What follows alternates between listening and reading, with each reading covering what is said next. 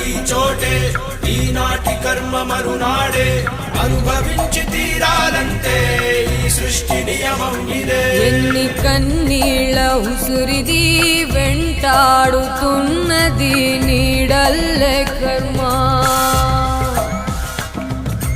ధర్మమే నీ పాలి దండమై దండించ తప్పించుకోలేదు జన్మ. సత్కర్మభిశ్చ సత్ఫలితం దుష్కర్మ ఏవ దుష్ఫలం అత్యుత్కట పుణ్య పాపానాం సత్యం ఫలానుభవమిహం.